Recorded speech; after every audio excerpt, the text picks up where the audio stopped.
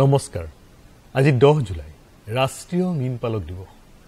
1957 চনৰ এই দিনটোতে দেশৰ মৎস্য ইতিহাসত সূচনা হৈছিল এক যুগান্তৰকাৰী অধ্যায়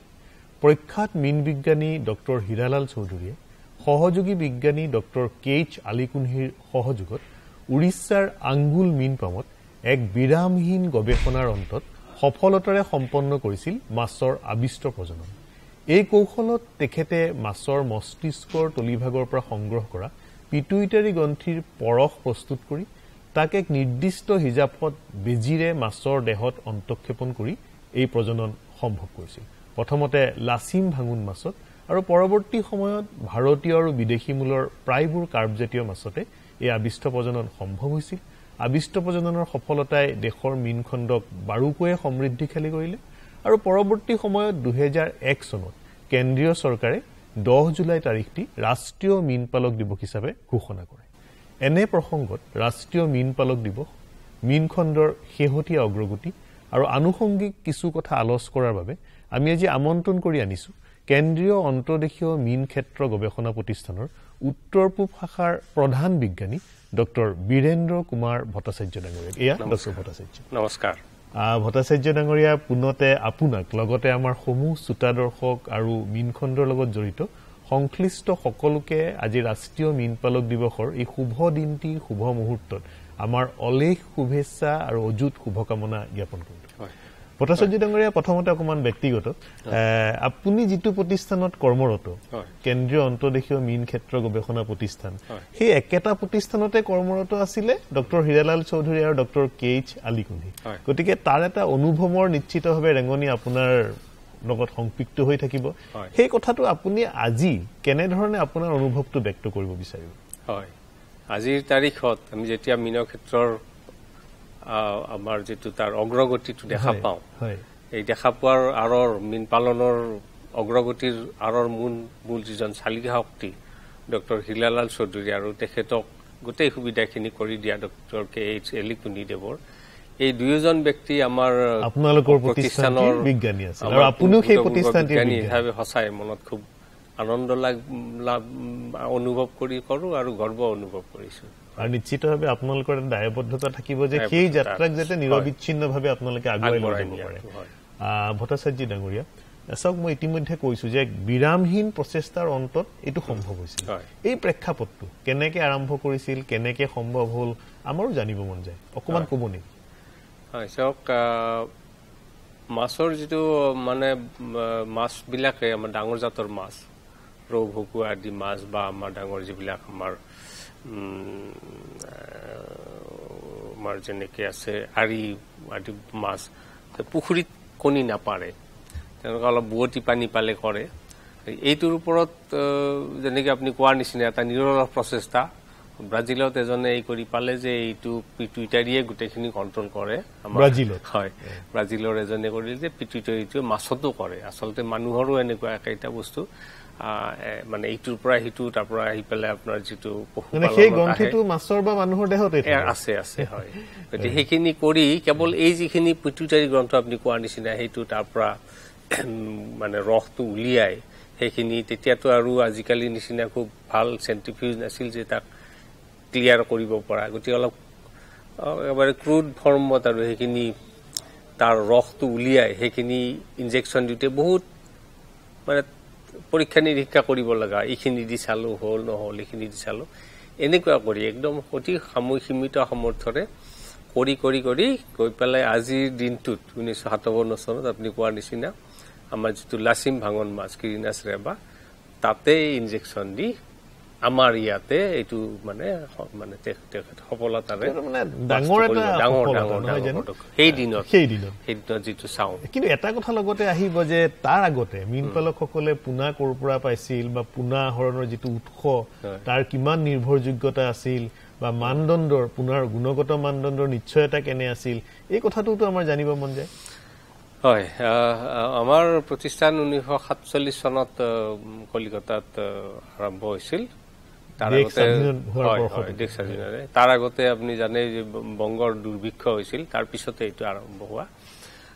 তাৰ পিছতে সেই সময়ত মাছটো এনেই নদী বিলৰ মাছবিলাক আছিল তাতো বেংগলতো আৰু তেতিয়াই মানুহে পুখুৰীত এই বাৰিষা কালত পোৱা আমাৰ ইয়াতো আছিল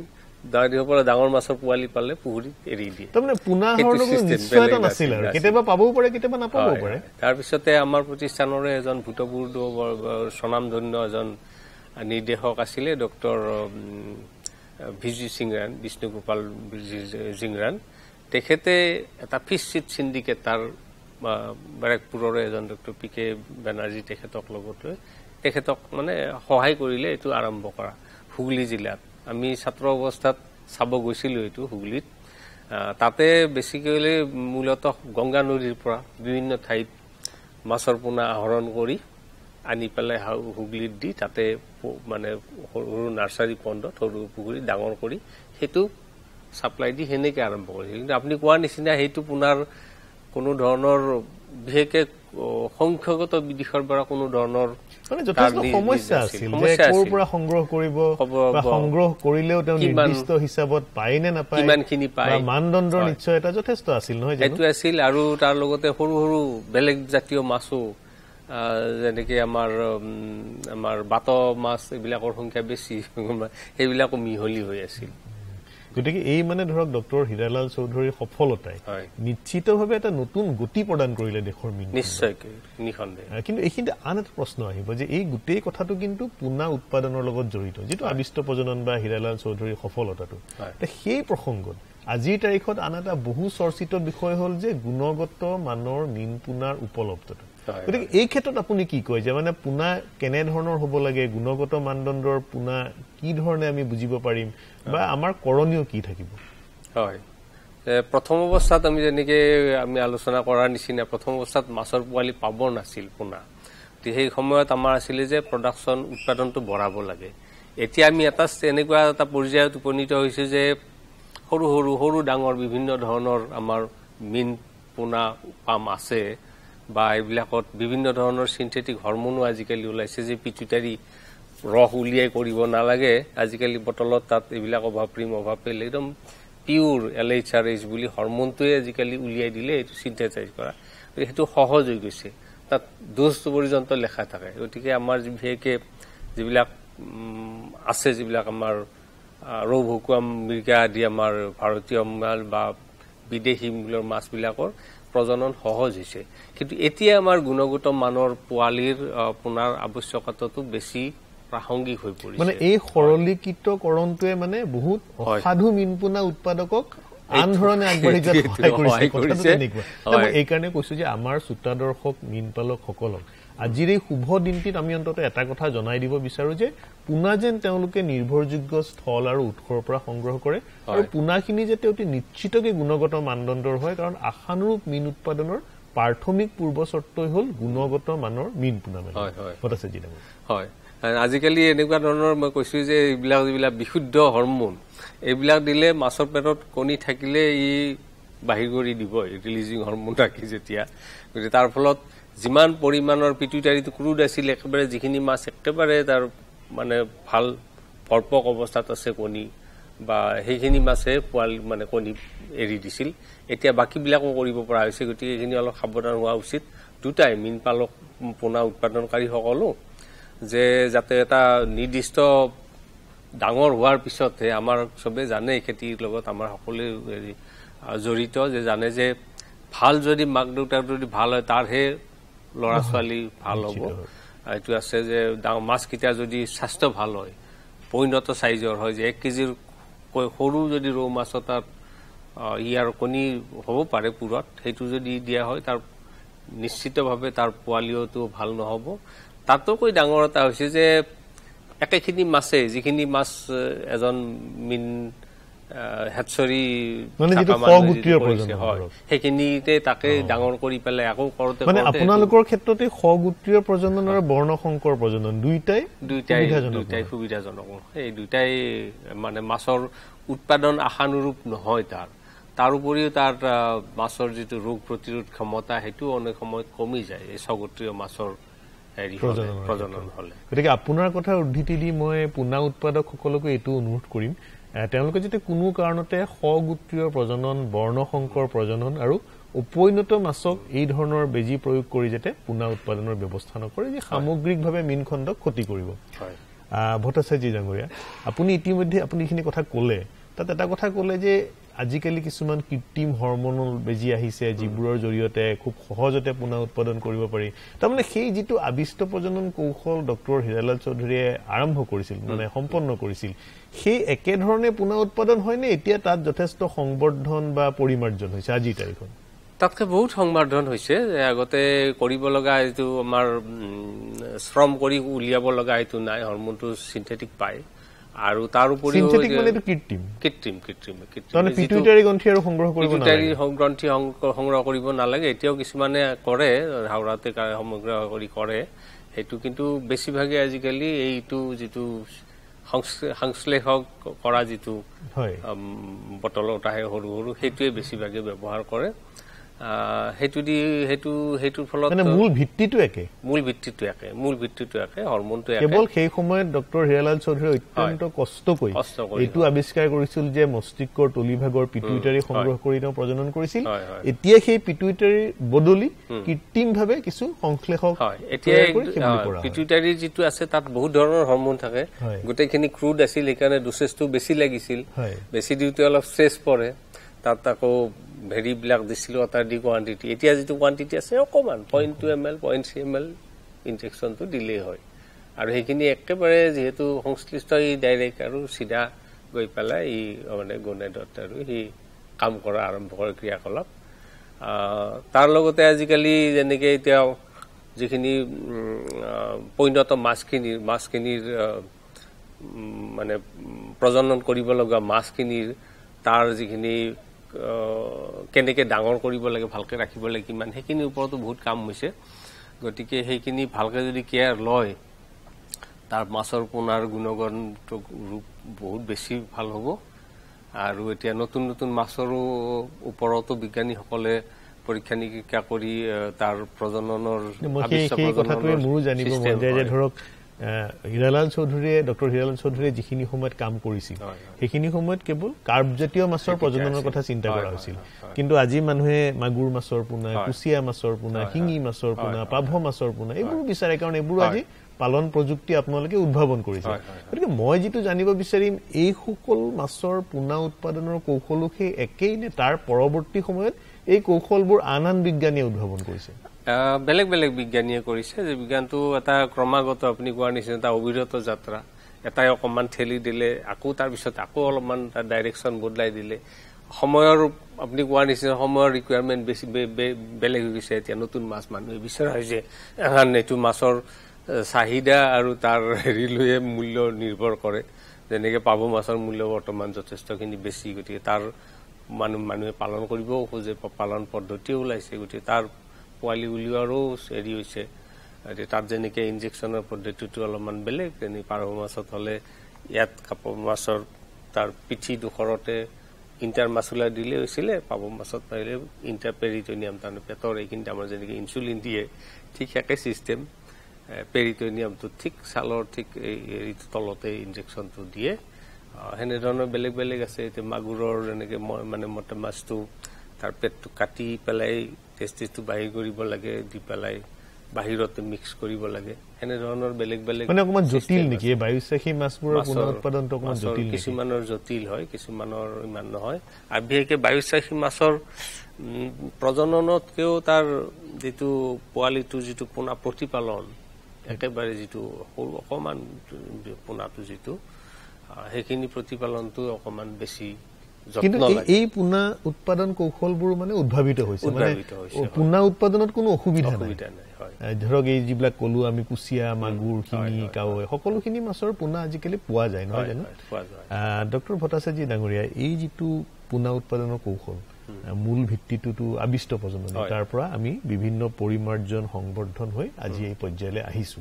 আৰু এইখিনিত আপোনাৰ প্ৰতিষ্ঠানে ইতিমধ্যে আমি কলোৱে যে যথেষ্ট এটা উল্লেখযোগ্য বা অনবদ্য বৰঙণি আগবঢ়ালে তাৰ পৰৱৰ্তী সময়ত এনেকুৱা কিবা বিশেষ আপোনালোকৰ কৃতিত্ব আছে নেকি যিটো কৃতিত্বই দেশৰ মীনখণ্ডক সমৃদ্ধ কৰিছে মানে প্ৰতিষ্ঠানৰ কথা কৈছো হয়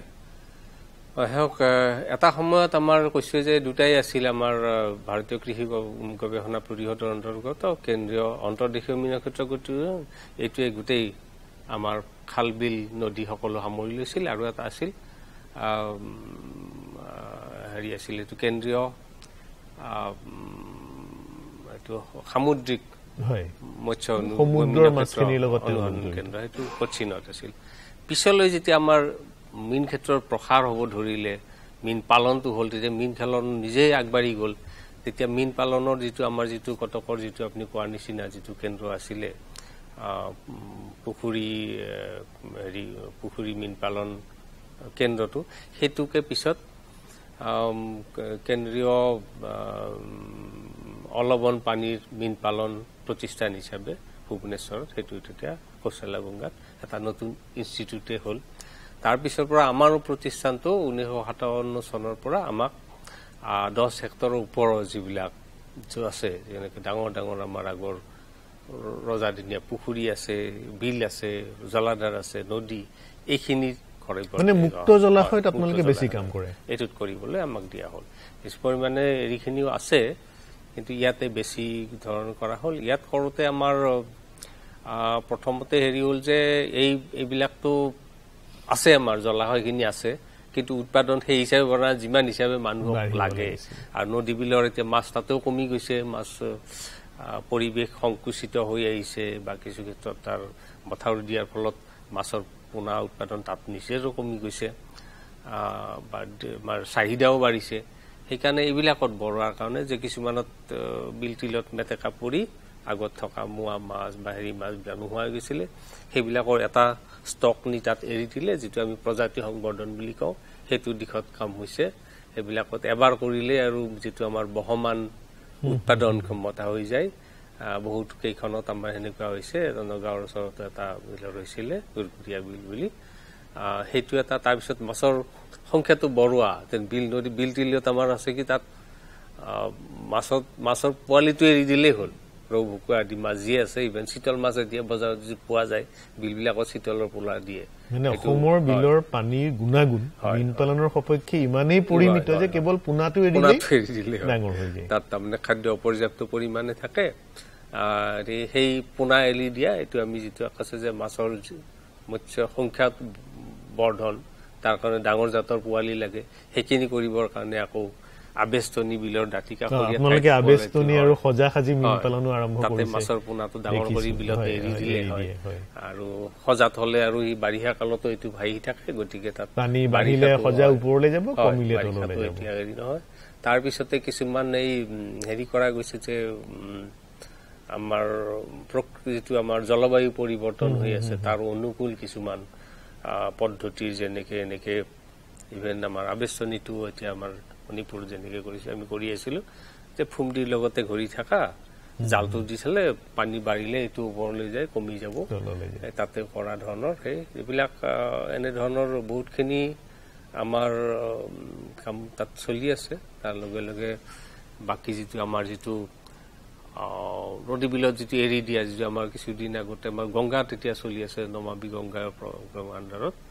সেইটোত বিলটোত মুক্ত জলাশয়ত আপোনালোকে গুণগত মানৰ পোনা এৰি হয় হয় তাতে পোনা এইখিনি আপোনালোকৰ প্ৰতিষ্ঠানৰ পৰা কৰি আছে কিন্তু শেহতীয়াভাৱে যিটো মীন বিজ্ঞানৰ অগ্ৰগতি তাৰ দুটামান দিশ আপুনি উনুকিয়াব নেকি এইটো তথ্য মানে প্ৰযুক্তিৰ যুগ এতিয়া বিভিন্ন দিশত বিভিন্ন দেশত পোৱাবিলাকো আজিকালি এভেইলেবল এটা বৰ ভাল কথা হৈছে আমাৰ মীন পালকসকলো যথেষ্ট মানে এতিয়া শুনিছো ঘৰৰ ভিতৰতো মীন পালন কৰিব পাৰি কম ঠাইতো কৰিব পাৰি যেনেকে এনেধৰণৰ ৰুমৰ ভিতৰতো তাত গোটেইখিনি নিয়ন্ত্ৰণ থকা যিটো আমাৰ একেখিনি পানীকে য'ত পানীৰ সমস্যা হেৰি আছে সেইখিনিয়ে পানীৰো সমস্যা নাই সেই পানীখিনিকে শোধন কৰি একুৱাল কালচাৰ চিষ্টেম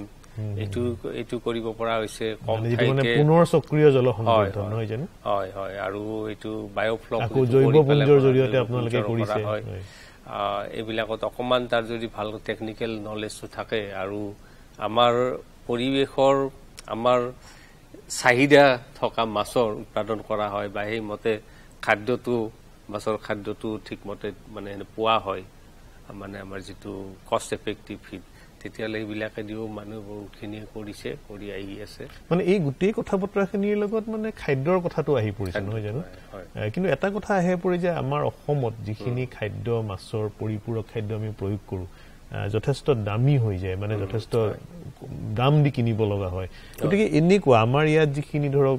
সহজতে পোৱা উপাদান আছে সেইসমূহেদি মাছৰ খাদ্য প্ৰস্তুত এনেকুৱা কিবা আপোনালোকে চিন্তা চৰ্চা কৰিছে হয় এইটো আমাৰ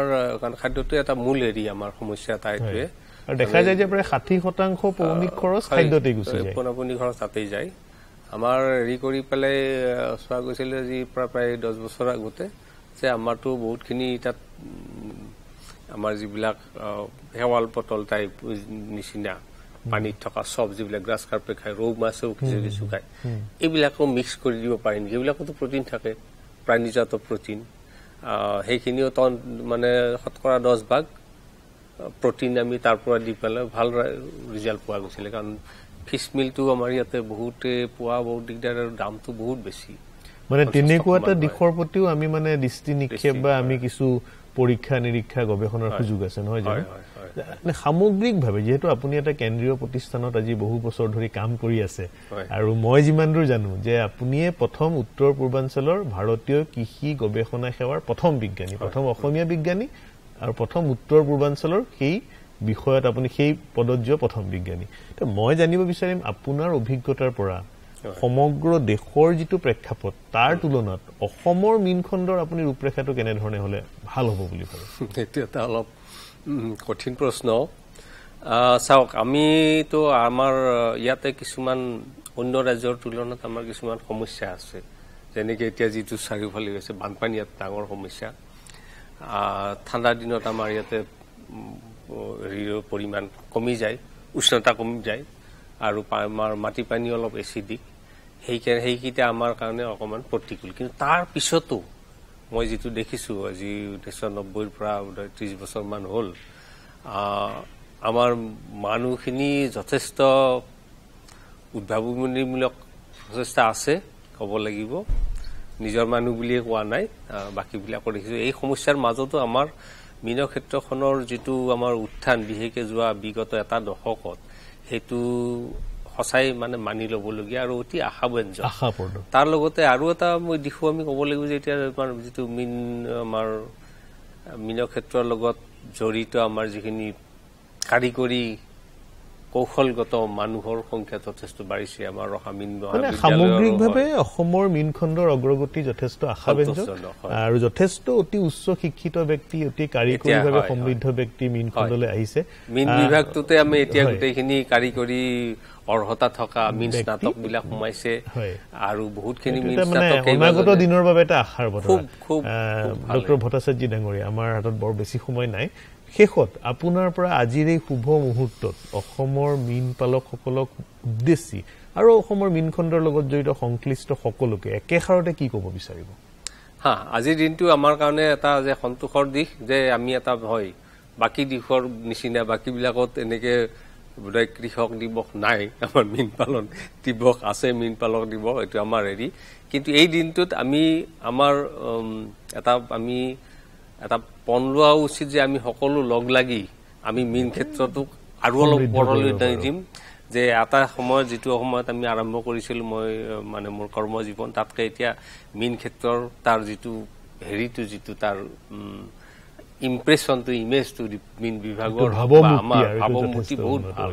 আৰু বহুতে শিক্ষিত আমাৰ যুৱক যুৱতী আহিছে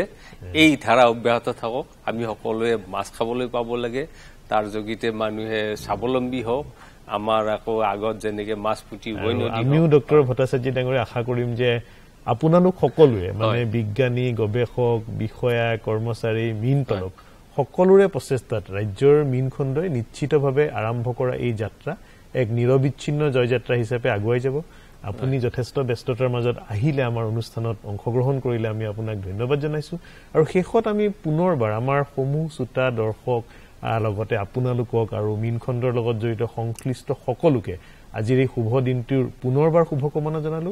আহক শ্ৰোতা দৰ্শক মণ্ডলী আমি সকলোৱে আজিৰ দিনটোত ৰাজ্যৰ মীনখণ্ডক সমৃদ্ধ কৰাৰ বাবে ডক্টৰ ভট্টাচাৰ্য ডাঙৰীয়াই যিখিনি পৰামৰ্শ আগবঢ়ালে তাৰ আধাৰত আগবাঢ়ি যোৱাৰ পণ লওঁ আৰু সেয়াই হ'ব ৰাষ্ট্ৰীয় মীন পালক দিৱস উদযাপনৰ সৰ্বোত্তম সাৰ্থকতা আৰু ডক্টৰ হীৰালাল চৌধুৰীৰ প্ৰতি আমাৰ সৰ্বোত্তম শ্ৰদ্ধাঞ্জলি। নমস্কাৰ। নমস্কাৰ।